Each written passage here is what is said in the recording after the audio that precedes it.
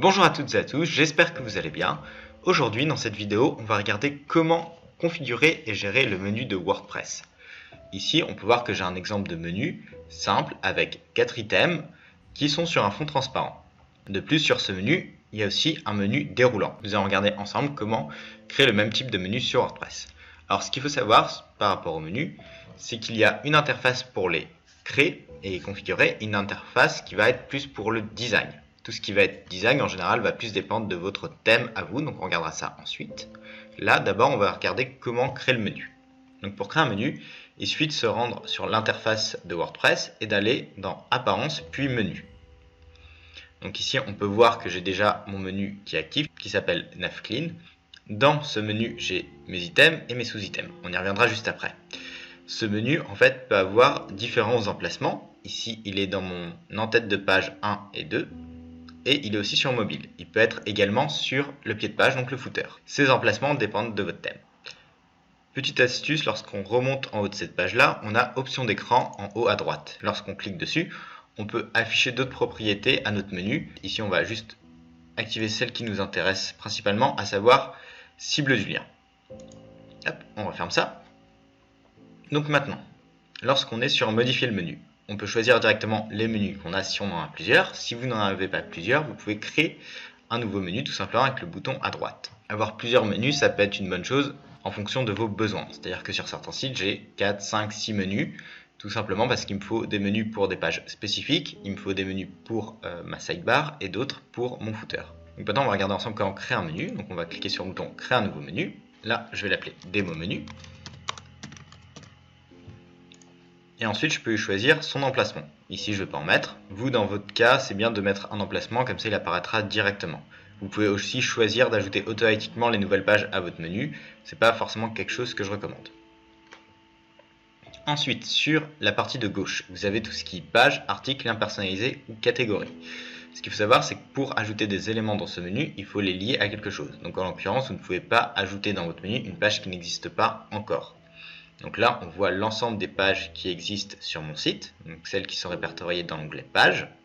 Ici, on peut très bien rajouter ces 3 exemples. Il suffit de les cocher, de faire ajouter au menu, et automatiquement, ils s'ajoutent à mon menu. Après, vous pouvez faire pareil avec vos articles de blog et les catégories de vos articles. Les liens personnalisés, eux, servent à renvoyer vers des liens externes principalement. Ça peut être des réseaux sociaux, ça peut être une page pour un produit qui est hébergé ailleurs ou une recommandation de produit sur Amazon, enfin comme vous le souhaitez. Et ensuite, le texte du lien, c'est le texte qui s'affichera dans votre menu. Maintenant que j'ai fait ça, si je clique sur un item de mon menu, on peut voir que je peux changer son titre si je le souhaite, et c'est surtout que j'ai l'option ouvrir le lien dans un nouvel onglet. Donc cette option-là, je l'ai eue grâce à mes options d'écran et le fait d'afficher cible du lien. Pourquoi c'est important d'avoir cette option? Tout simplement, si vous faites des liens externes ou des liens personnalisés, ça vous permet en fait de faire en sorte que l'utilisateur ira dans un nouvel onglet plutôt que de le rediriger et du coup qu'il quitte votre site. Dans les faits, qu'est-ce que ça donne? Si je reprends mon menu principal, donc là je vais le sélectionner, on va quitter celui-là. Donc là, par exemple, sur mon menu principal, si je mets au niveau de ma home, ouvrir le lien dans un nouvel onglet, j'enregistre, je retourne sur mon site. On va l'actualiser. Donc là, ce qui se passe, c'est que par défaut, si je clique sur mes réalisations, je vais rester donc sur le même onglet. Voilà, donc là, il n'y a rien normalement dans cette page. Mais si je clique sur Home, hop, elle va s'ouvrir dans un nouvel onglet. Maintenant, on va regarder comment faire un menu déroulant. Donc ici, on a un item, mais on peut encore en mettre plusieurs. Donc on retourne sur notre interface. Et ici, on peut voir en fait que About, donc la page qui est en déroulé, est en fait décalée par rapport au reste. C'est-à-dire que si je la mets comme ceci, alors là, toutes les pages seront au même niveau. Or, si je la décale, About va être quelque part enfant de à propos et donc là va être en menu déroulé. Pareil, si Contact, je décale, il va être à nouveau enfant de à propos et donc Contact sera dans le déroulé de à propos. Et si je décale encore d'un cran, alors là, Contact sera dans le déroulé d'About qui est dans le déroulé d'à propos. On va regarder, ce sera plus simple. Donc là, j'ai 3 niveaux. On enregistre et on va retourner sur le site. Ici, on peut voir que Contact a disparu, ce qui est normal vu que Contact est devenu enfant de About, qui est lui-même en fait en sous-menu de à propos. Donc là, on voit bien que lorsque je vais sur à propos, j'ai About qui apparaît. Lorsque je vais sur About, j'ai bien Contact qui apparaît. Ce qui est bien ma structure à ce niveau-ci. Donc ça, c'est pour tout ce qui est création et gestion du menu. Maintenant, comment faire en sorte que notre menu apparaisse? Donc ici, lui, je lui ai dit d'apparaître dans Header Menu 1 et 2. Le design et les emplacements du menu, comme je vous le disais, ça va varier en fonction des thèmes, et pareil pour leur configuration. C'est-à-dire que là, je suis sur un thème qui s'appelle Blocksy, qui est un thème gratuit, et qui se prend en main de la même façon que des thèmes comme OceanWP, Neve ou encore Astra, qui sont des thèmes gratuits très répandus. Donc là, je vais retourner sur mon site, et il va falloir que j'aille dans l'onglet Personnaliser. Dans mon onglet Personnaliser, j'ai tout simplement en fait la partie Header, ou en français en tête de page, qui me permet de gérer cette partie-là, qui est ici composée de deux rangées, donc Top Row et Main Row. Donc si je clique sur Header, là je retrouve tous les éléments en fait que je peux ajouter dans mon header, dans mon menu. Donc là j'ai bien mes deux emplacements de menu, menu 1 et 2. Ici ce qui se passe aussi, c'est que j'ai un autre élément qui est le header même, où là je peux choisir Global Header et du coup avoir le choix entre plusieurs styles de header et comment il va se comporter lorsqu'il est en sticky, donc lorsqu'il est collé. C'est-à-dire que ici, hop, il s'appelle slide down, donc il descend bien. Mais après, je peux en faire d'autres. Je peux faire un fade par exemple, ou un auto hide show. Et pareil, je peux choisir si je veux que ce soit un menu qui soit que pour ordinateur ou mobile, ou les deux. Après, je peux aussi activer ou désactiver la transparence. Mais ça, c'est des options qui dépendent du coup de votre thème. Donc pour en revenir au menu, on retourne bien au niveau de header, et donc on a nos éléments. Donc ici, si je prends par exemple l'élément menu 1 et que je le place au-dessus de menu 2, il faudra, là il n'apparaît pas, il faut le configurer. Donc je reclique une fois dessus et là je pourrais sélectionner en fait quel menu je veux.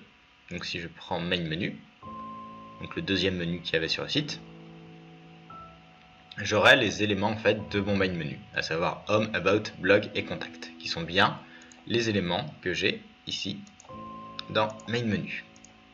On va regarder, là si je descends, nous constatons bien qu'on a bien home, about, blog et contact. Après, si je veux changer l'ordre entre home, about, blog et contact, à ce moment-là, il faudra changer l'ordre dans cette interface-ci en les inversant tout simplement avec le système de drag and drop. En veillant bien à ce qu'il ne soit pas en décalé, sinon ça deviendra à nouveau un sous-menu. Donc maintenant, par rapport à mon thème, si moi je veux changer un peu le design de tout ça, dans ce cas-là, il faudra juste que j'aille sur Design. Et là, j'aurai à nouveau tout ce qui va être donc les polices, donc leur famille, la taille que je veux, si je les veux en gras ou pas, et les couleurs, donc qui vont être la couleur initiale, la couleur en effet de survol, et la couleur en actif. Donc en actif, c'est sur la page où je me situe. Ici, Home, on peut le voir qu'il est en turquoise parce qu'il est en actif. Et après, ces paramètres, pareil, je peux les changer aussi en fonction du comportement de mon menu, s'il est en transparent ou s'il est en collé. Donc là, on peut voir que sur transparence, ce qui est le cas, mon menu 1, sa couleur initiale est un blanc. Si je mets par exemple cette couleur là, il arrivera du coup bien en turquoise avec un effet over en blanc et un actif en blanc aussi.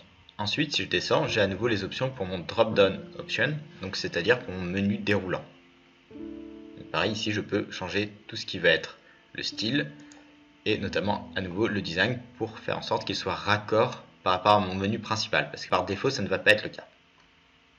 Donc, voilà, donc ça c'est pour la gestion du menu.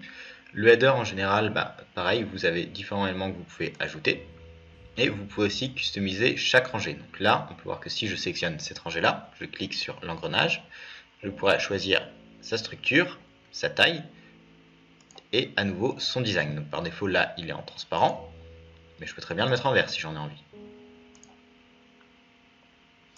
Hop, hop. Voilà, donc là il faudrait cette option là. Bon, c'est pas ce que je vais faire, mais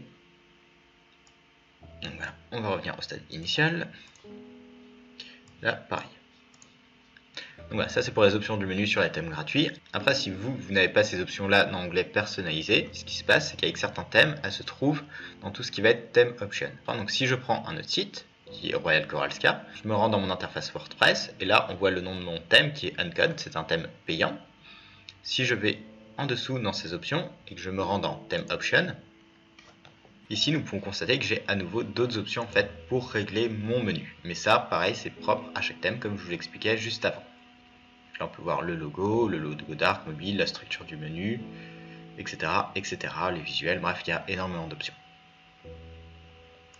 Qu'est-ce qui se passe pour mon menu par rapport à Elementor. Donc là, je suis bien sur un thème qui utilise aussi Elementor. Et mon menu s'affiche bien. Mais mon menu, du coup, comme je vous l'ai expliqué, il n'est pas géré par Elementor, qui est un constructeur de page, mais bien par mon thème. Donc Elementor, lui, va s'occuper de gérer tout ce qu'il y a en dessous de ça, donc en dessous de mon header. Si vous voulez faire un menu avec Elementor, il y a des plugins pour ça qui s'appellent Header and Footer Block, qui vous permettent en fait de créer des blocs génériques que vous pouvez mettre à plusieurs endroits de votre site. C'est pas forcément quelque chose de bien à faire. En termes de création, ça va vous mettre du coup plus de temps, et par derrière, pour gérer aussi, ça va être un peu plus long. Après, si c'est un besoin que vous avez, alors dans ce cas, c'est autre chose. Maintenant, ce qui peut se passer, c'est que sur Elementor, mon menu ne va peut-être pas s'afficher, alors que j'ai bien tout configuré, que ce soit au niveau du menu ou au niveau de mon onglet personnalisé. Ça, c'est dû à autre chose. Passer sur Elementor pour regarder pourquoi dans certains cas mon header ne s'affiche pas. Donc là, on est sur l'interface d'Elementor. En bas à gauche, vous avez un petit engrenage qui correspond aux réglages. Donc on va cliquer dessus. Et donc là, en fait, ce sont les réglages pour votre page. Donc ici, on peut voir qu'il y a une partie qui s'appelle modèle de la page, qui est ici réglée par défaut. Mais si je clique dessus et que je mets par exemple thème, ça a changé en fait mon canevas de page, et en mettant à jour, la structure de mon site peut un peu changer. Ce qui peut se passer, c'est que dans certains cas, il y a certains modèles de page en fait qui n'affichent pas tout simplement tout ce qui va être menu et pied de page. Donc là, normalement, ça va pas être le cas avec le modèle de la page en thème. Mais si j'essaye un autre modèle de page, donc par exemple Elementor Canva, je crois, ou c'était Elementor pleine largeur, enfin il y en a un des deux en fait qui par défaut n'affiche ni le header ni le footer. On va faire un petit essai. Ici, mon modèle de page est réglé sur Elementor Canva et on peut voir que mon menu a disparu. Et si je descends, mon footer a également disparu. Donc ça peut être aussi une des raisons pour lesquelles ni votre header ni votre footer ne s'affiche. Donc voilà, maintenant nous avons vu ensemble comment créer et configurer notre menu sur WordPress. J'espère que cette vidéo vous sera utile et à bientôt!